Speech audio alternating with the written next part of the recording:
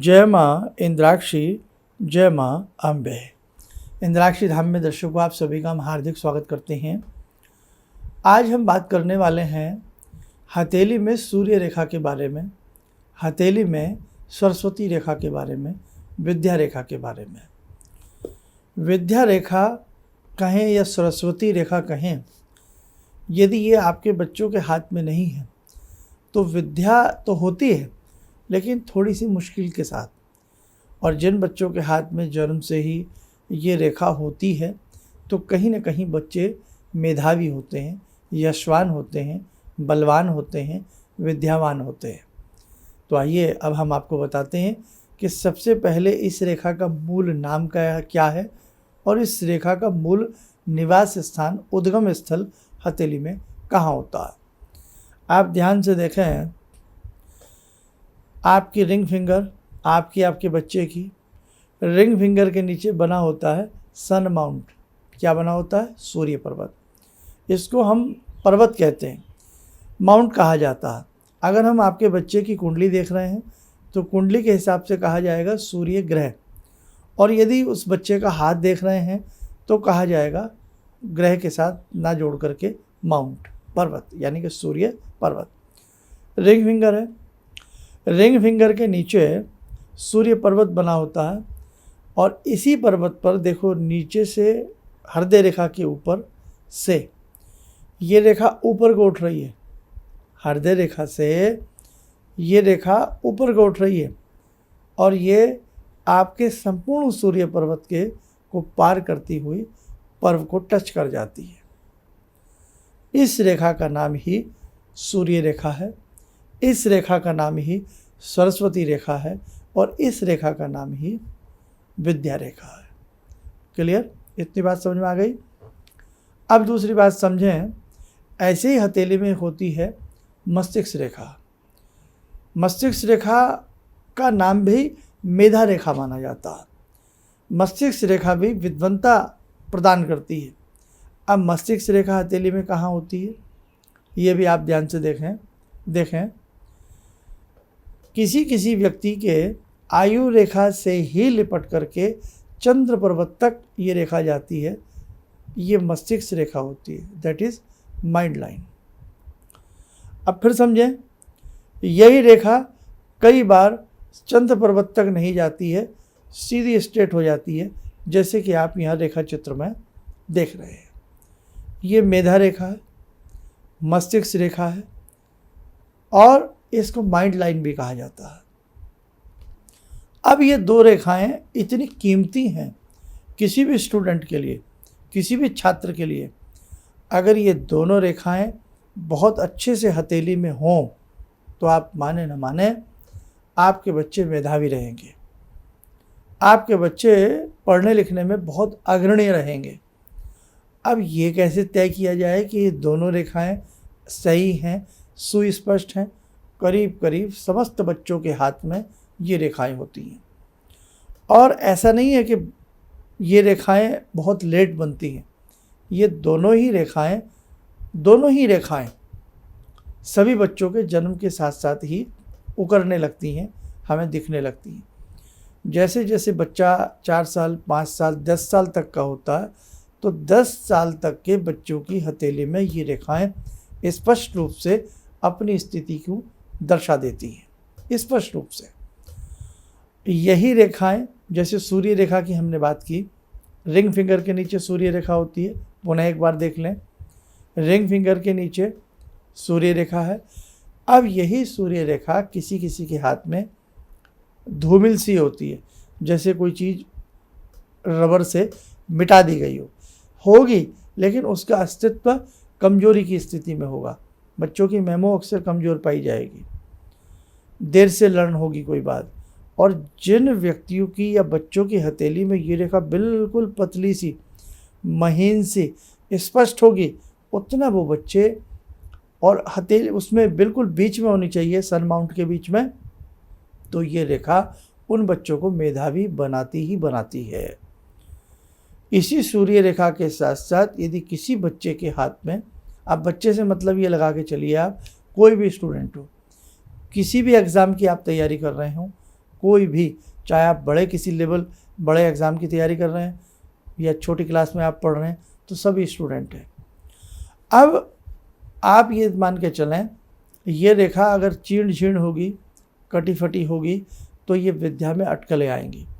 अक्सर आप देख लेना, जो बहुत उच्च दर्जे के वकील होते हैं, उच्च दर्जे के वक्ता होते हैं, स्पीकर होते हैं, या बहुत शानदार ऑथर होते हैं, लेखक होते हैं, राइटर होते हैं, उनकी हथेली में तुम्हें ये रेखा बहुत अच्छी दिखेगी।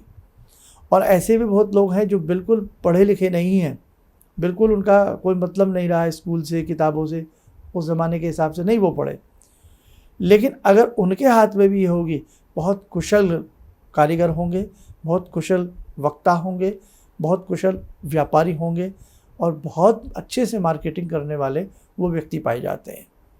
ये स्थिति इस रेखा की होती है साहब। अब आपके बच्चे की हथेली में मस्तिष्क रेखा का कमज़ोर हो जाए, मेधा रेखा जो हमने बताई थी, मस्तिष्क रेखा जो चंद्र पर्वत पर जाती है, एक नमूना और देखें। ये मस्तिष्क रेखा है। मस्तिष्क रेखा चंद्र पर्वत को पर जाकर के नीचे की तरफ से गोल हो जाती है, चंद्र पर्वत पर पहुंची और ऐसे गोलाई से आ गई। ऐसी स्थिति में, या गोलाई भी ना आए लेकिन चंद्र पर्वत को पूरा पार कर जाए, तो ये भावनात्मक स्थिति की सूचना देती है। ऐसे बच्चे हों, बड़े हों, बुज़ुर्ग हों, कोई भी हों, उनका भाव बहुत अच्छा रहता है, बहुत भावुक होते हैं, और भावनात्मक दृष्टि से वो बहुत सारे कार्य करते हैं। यही मस्तिष्क रेखा जैसे श्रृंखला होती है, चैन होती है गले में पहनने वाली जंजीर, उस प्रकार की हो, श्रृंखला युक्त हो, तो आपके बच्चों की या जिसके हाथ में होगी मेमोरी डाउन रहेगी, मेंटली प्रेशर लेंगे, जल्दी थकान वाली स्थिति आएगी, और जिनकी ये बहुत ज़्यादा चिड़चिड़ होगी, कटी सटी होगी, हमेशा उनके सिर में दर्द, आइज़ में प्रॉब्लम, कुछ ना कुछ उनके साथ बनी रहती है। तो कहने का आज का मेरा सब्जेक्ट यही है कि ये दो रेखाएं, सन लाइन एंड माइंड लाइन, ये दोनों रेखाएं सरस्वती रेखा ही कहलाती हैं करीब करीब। सूर्य वाली तो सरस्वती रेखा पूर्ण रूप से कहलाती है, मेधा रेखा भी कहलाती है, विद्वंता देती है, और इसी के साथ साथ आपकी हथेली में जो माइंड लाइन है, मस्तिष्क रेखा, मेधा रेखा, ये दोनों रेखा अगर किसी भी विद्यार्थी के हाथ में अच्छी होंगी, उसके विद्या अध्ययन में दिक्कतें ज़रूर आ सकती हैं, लेकिन वो विद्यार्थी अपनी विद्या को शानदार तरीके से विजय प्राप्त करता है। बड़े से बड़े किसी कंपटीशन को, बड़े से बड़े किसी एग्ज़ाम को बहुत अच्छे से जीत लेता है। मतलब ऐसे बालक की जीत तय है। तो इतनी बढ़िया ये रेखाएँ होती हैं। तो आप भी अपने बच्चों की हथेली में देख सकते हो कि ये दो रेखाएँ किस प्रकार की हैं। लेकिन मैं एक बात ज़रूर आपसे यहाँ कहूँगा, पामिस्ट्री विज्ञान, जो इसको सामुद्रिक विज्ञान भी कहते हैं, ये बहुत गहनता के साथ किया जाता है। मतलब कई बार आपको लगेगा रेखा कमज़ोर है, लेकिन हम जैसे लोग देखेंगे नहीं, कहाँ कमज़ोर है, रेखा अच्छी है। कई बार भाग्य रेखा का हमने जिक्र किया है, अपने आज से नहीं 30-35 साल से हम ये सब्जेक्ट बताते आ रहे हैं, और भी हज़ारों लोग बताते आ रहे हैं। तो कई बार आप लोग क्या करते हैं, भाग्य रेखा को देख लेते हैं कि इन्होंने कहा था लंबी भाग्य रेखा, और लंबी भाग्य रेखा किसी भिखारी के हाथ में भी होती है। हमने कई भिखारियों के ऐसे हाथ देखे हैं, लंबी भाग्य रेखा और भीख मांग रहे हैं। तो बात लंबी या छोटी से नहीं है, बात है वो रेखा किस माउंट को टच कर रही है, वो रेखा किस एंगल पर है, वो रेखा किस प्रकार की दिखती है, वो रेखा किस प्रकार की है, किस प्रकार के चिन्हों से युक्त है, और किस प्रकार के चिन्हों से वो रेखा मुक्त है। ये सारी स्थिति एक अनुभव के आधार पर देखी जाती है। तभी बताया जाता है कि भैया आपकी हथेली की ये रेखा इस प्रकार की है, आपके बच्चे इस प्रकार से पढ़ेंगे, या आपका जीवन ऐसा रहेगा, आपका पैसा कितना रहेगा, आपकी विद्या कैसी रहेगी, आपका सामाजिक तौर पर स्टेटस कैसा रहने वाला। तो सारी चीज़ें इन रेखाओं से आप जान सकते हैं। इसमें डेट ऑफ बर्थ, टाइम, किसी चीज़ की आवश्यकता नहीं होती है, बस हाथ देखने वाला विद्वान हो, मर्मज्ञ हो, तो ज़िंदगी के बहुत सारे रहस्य खुल सकते हैं। आइए, समय हो चला आज की ध्यान साधना का। आज की ध्यान साधना में जुड़ते हैं भगवान श्री राम से। ओम रामो राजमणि सदा विजयते, रामं रमे संभजे, रामेण विहता निशाचरचमू रामाय तस्मै नमः। रामानास्ति परायणं परतरं रामस्य दासोऽम्यहं। रामे चित्तलया सदा भवतु मे भो राम मामुद्धर। राम रामेति रामेति रमे रामे मनोरमे सहस्रनाम तत्तुल्यं राम नाम वरानने।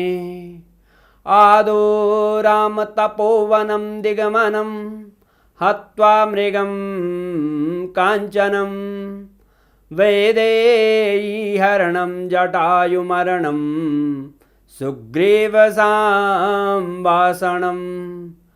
बाले निग्रहणं समुद्रतरणं लङ्कापुरे दाहनं पश्चात् रावणकुम्भकर्णहननम् एतद्धि रामायणम्।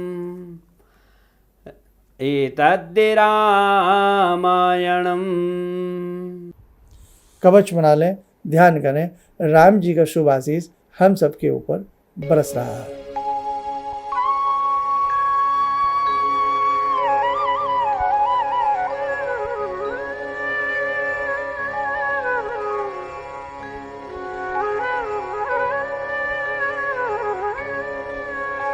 ओम बोलते हुए नेत्र खोलें, सामान्य हो जाए।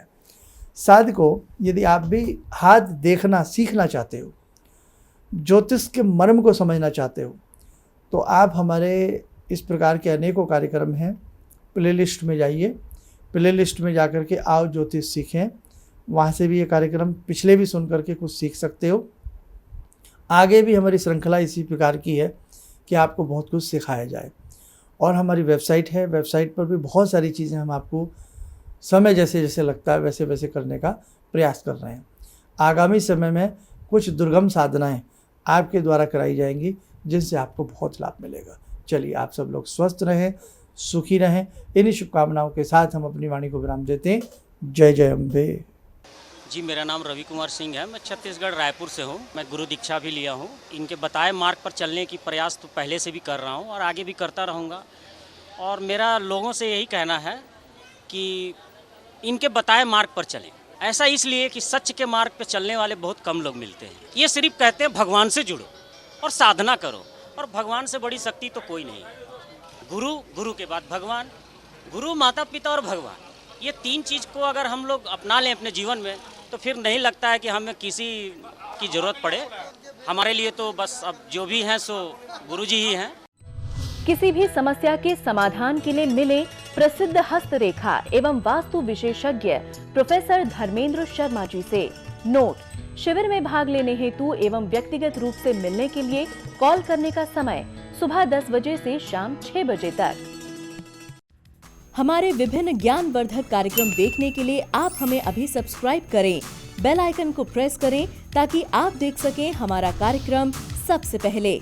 और अधिक जानकारी के लिए फेसबुक पेज को लाइक करना न भूलें।